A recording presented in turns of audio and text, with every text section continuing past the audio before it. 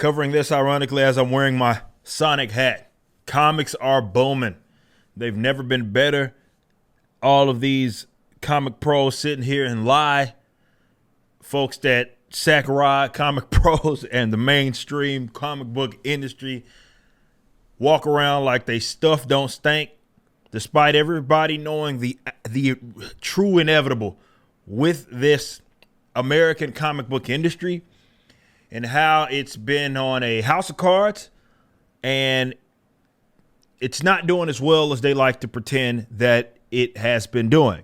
We've covered many, many examples of this. Companies going bankrupt, companies being late on payments, companies having to get investors involved because to save them because they aren't doing as well. We've talked about that across the industry. A lot of the benefit of the big two and why some of this stuff gets masked is because they are tied to mega corporations.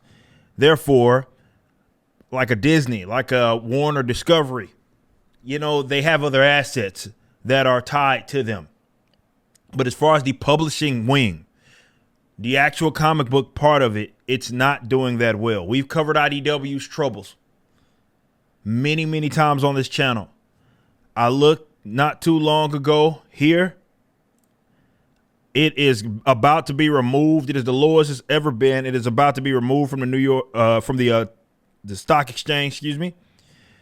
It has to. It's been under $1 for a very long time, and as being reported by, hilariously enough, people that have acted like the industry, Comics Beat over there, acted like the industry's been okay, and they'll sometimes know the inevitable. They'll acknowledge the reality, but they only do it to a certain extent. The reason why that is, before I get into this, it's very simple. They don't want their ideological enemies to be correct, okay? That's really I'm just being completely honest with you. As folks like myself have covered this, we've been honest about it. They don't like us being right. So instead of actually fixing the industry, acknowledging the problems that plague it, instead of doing that, they'd much rather pretend like everything's going well.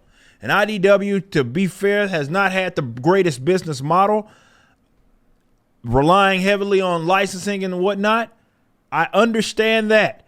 But when you see that this has impacted other parts of the American comic book industry, well, you realize that it's not just their specific business model. But as being documented right now, they announced that it's being delisted, making large changes in senior management and laying off almost 40% of its workforce as part of cost-cutting measures. Among the personnel change, Davide Jonas, the son of principal IDW owner Howard Jonas, is replacing Alan Grafman as CEO. CFO Brooke Feinstein is also out, and Amber Huerta has been promoted as the COO. While PR did not specifically mention other layoffs among the 39% of the workforce laid off, The Beat has learned that the entire marketing and PR staff and half of the editorial staff have been let go. They wouldn't do anything. Wouldn't working if they were. Including publisher Nachi Marsham. Probably butchered that name. We are working to get names of the remaining staff and information on the fate of imprints such as Top Shelf, as well as details on the editorial reorganization. They're going under. It's not that difficult. They're going under. This covers some more. It's reported by ICV2 last month. SEC filings reported $335,000 loss for the publishing division in fiscal year Q1, which ended in January 31st, down from a profit of $502,000 in 2022. They're done. It's as simple as that. They're just done. They are bleeding money. They're not doing that well, and this is just the consequences of it. Probably a bunch of people that shouldn't have been working for these companies. Now, I'm going to end with a bit here, and I'm going to be very critical. This is going to make a lot of people angry. I'm going to be very critical, and I say this as a publisher. This was posted not too long ago on the 21st with Heather Antos. She's talking about even 8 years ago, basically she was broke working in this industry. She said she's making less than $30K a year for a publisher not to be named, which has to be a big two, probably Marvel, or any other major indies. You're broke. Probably working with the editorial staff, but broke nonetheless because there's not enough money to go around.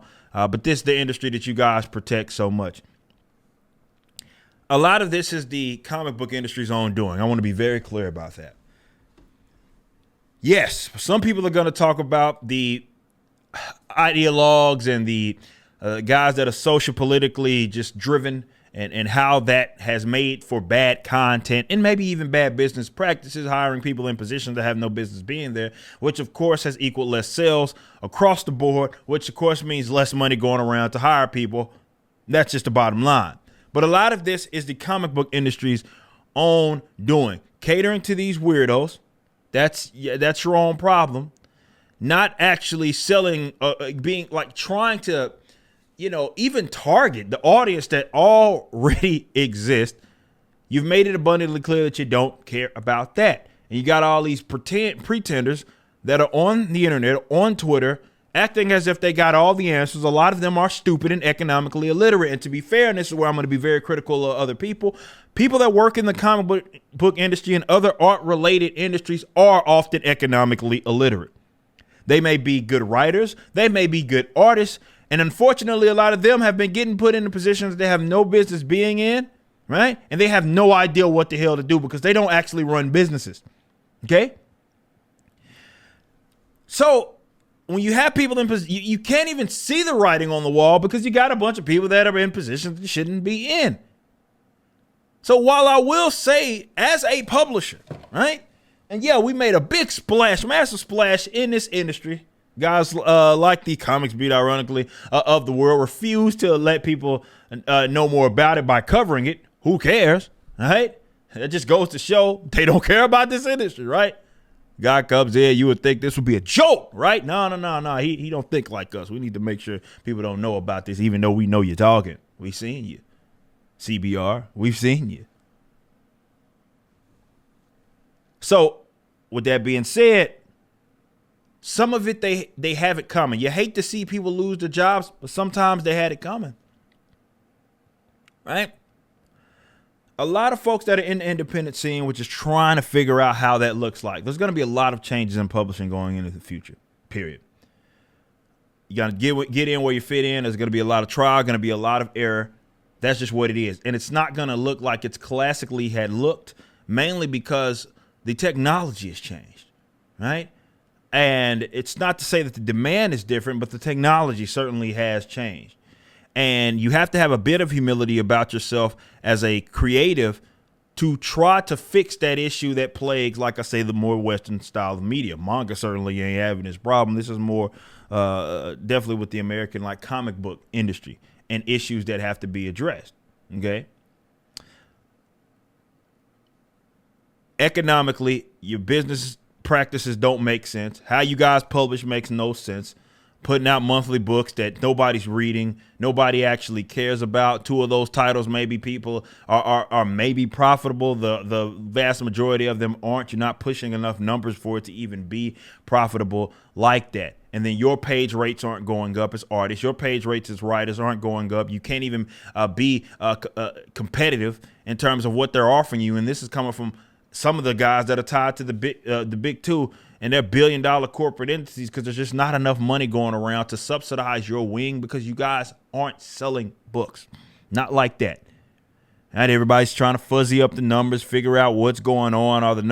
What numbers are legitimate because, the publishers aren't selling to actual customers. They're selling to, or rather a customer is a retailer, not maybe a buyer of that actual book as an individual customer like we do with you guys. There's going to have to be a lot of changes. And I know you don't want to admit some of us were right about it.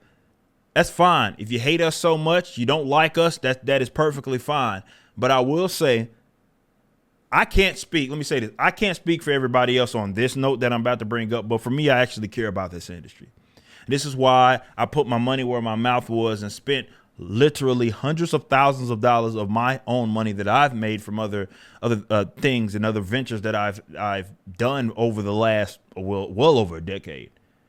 Money that I've saved. I took a massive risk, and yes, it paid off. But we're just getting started, okay? And I take that risk because I care about this industry. I see it from a customer's perspective. You guys have followed my channel, know how long I've been covering this stuff. And there's been other issues. I know some people like think it's just the quote unquote woke stuff that I've griped about. People that don't watch me think that.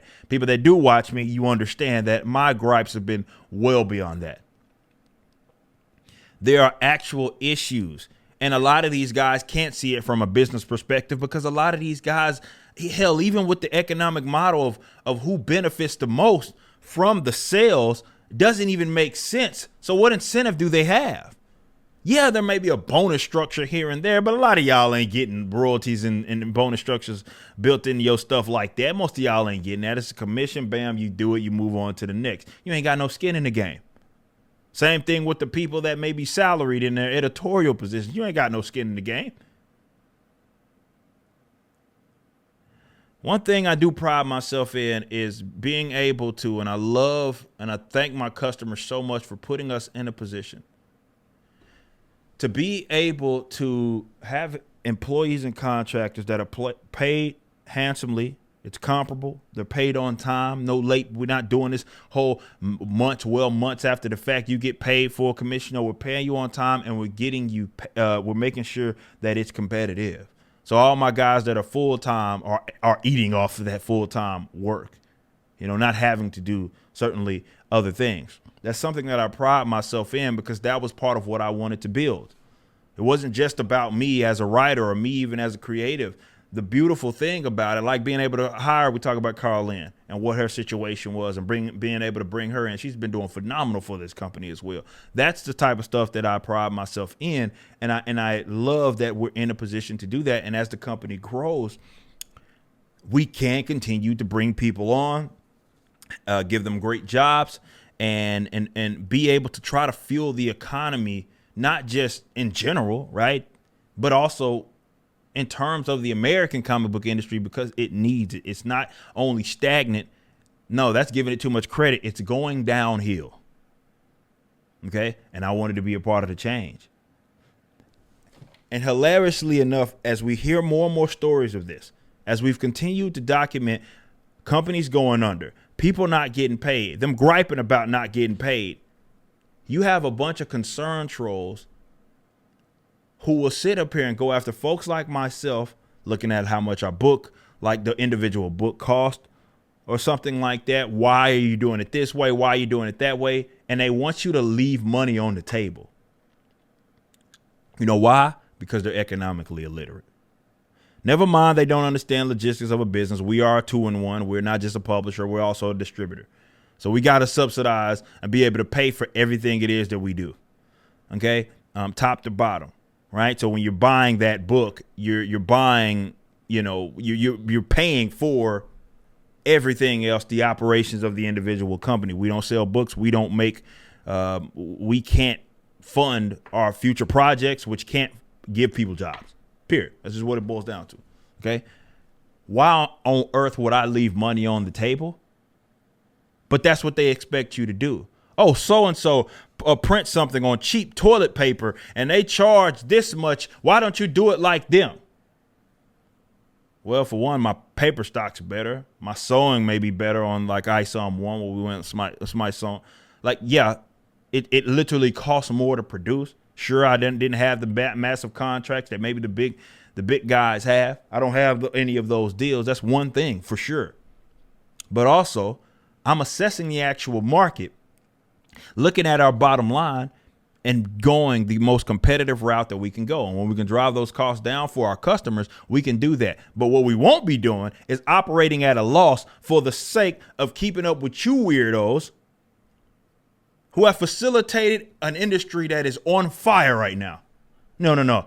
I'm a businessman. I'm in the business of making money, because that money turns into new projects, which turns into more jobs. Not me buying a Lamborghini or something like that. No.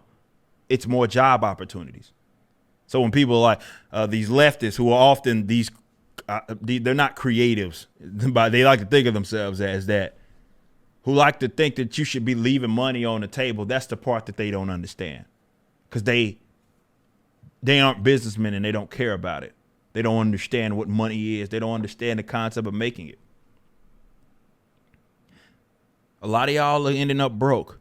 And you see, even brands that you recognize are going in the tank. And at some point, you're going to have to concede that we were right. But if you want to do something about it, it's probably going to require you to even look at some of our models and see that it's working. I don't know. If you enjoyed this video and want to support other content, please become a member at ericdjuly.com. This is my own unique platform that replaced my Patreon. Our Ultra Max, which is our highest tier, gets free shipping domestically, even with Rippaverse orders, and are able to redeem the Creators Edition copy of ISOM #1. You can move up and down tiers or cancel at any time. Also visit Rippaverse.com. This is my comic book company that launched a $3.7 million campaign. We appreciate your support.